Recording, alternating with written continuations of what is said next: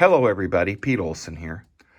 Many of you know me as the sewing machine man around these parts here in the Tulsa area, or the featherweight guy, because I work on featherweights for people pretty much every week as I service them.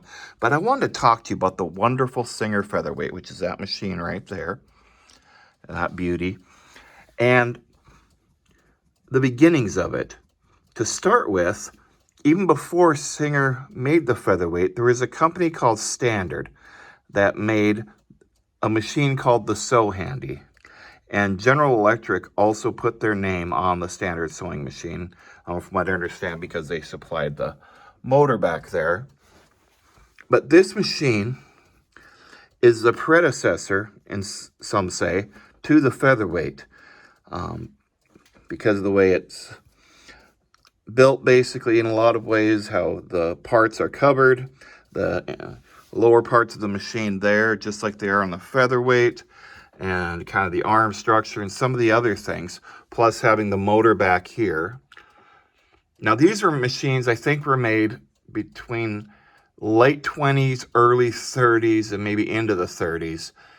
And at some point, Singer bought the Standard Company, or the, I think there was another name that it was also called, somewhere in that transaction there. But Singer bought this, and they got a lot of influence from this machine. I'm just going to let you listen to this one right here. Let me see, get this going. Just a beautiful little machine, very basic, but just a pretty little machine. And its case was this right here. This was the case. The Standard case looked a little different colors, but this was an insert and everything. And as you notice, it looks a little bit like a lot of your featherweight cases that you can see there. Now, after Singer had purchased this company and the rights to the Sew Handy, and I even heard that these are sometimes called the featherweight even at the time, although this is a cast iron one. Some are made out of aluminum, but a magnet will actually stick to this one, and it's not a featherweight by any means. It's a heavy machine, but it's very high quality, very well made machine in that way. Well, Singer bought that, and the Sew Handy name they actually incorporated into these type of machines. This is called a Singer Sew Handy. So is this, and I think this was just called the child's machine back then, but it's also considered a Sew Handy. But this beautiful machine was bought by the Singer Company, and they created, from some of the influence of how it's made, the shape here, to the featherweight. You can see some similarities. The motor behind here. There's a lot of other things. How it's made. Featherweight, they added a table and that type of thing.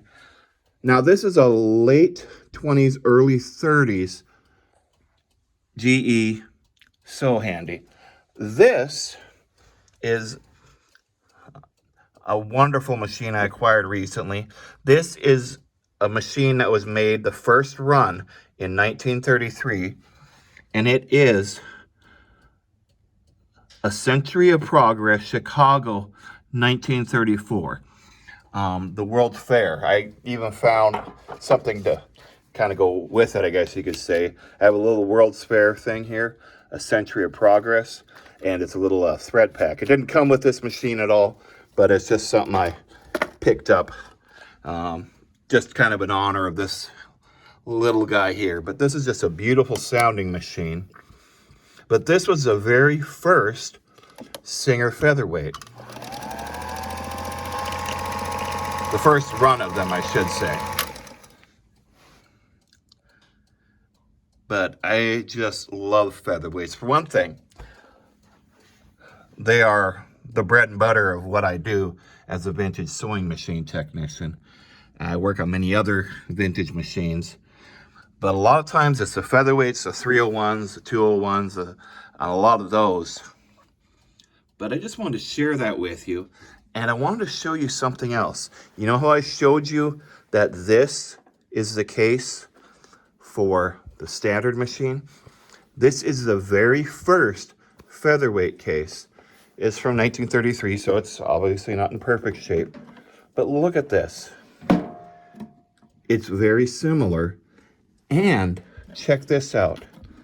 This, from the standard machine case, will fit into there. Now, it won't close because of this part here, but it actually fits in there. And the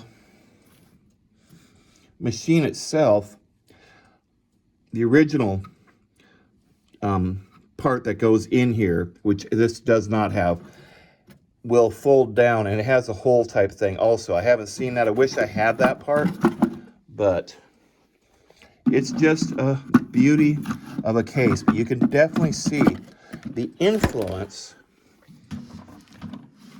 that Singer basically copied this. This is a Singer case. This is a standard So Handy case. Almost exactly the same.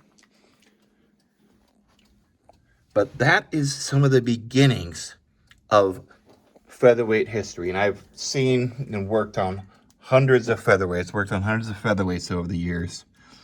And I think this one's my favorite. Probably because of the rarity. I found out that it's number 47, from what I understand, of ones that have been found that are in a list. If you have one of these machines, I'd be interested to hear about it, the history and where you got it and how you acquired it, because it's just neat to hear those stories. And the memories these machines could tell if they could talk. The things they could tell, the secrets they could say, the adventures they have been on. But I just wanted to share that with you. Thank you for everybody for listening in, and I hope you learned a little bit about the Singer Featherweight today. Bye-bye.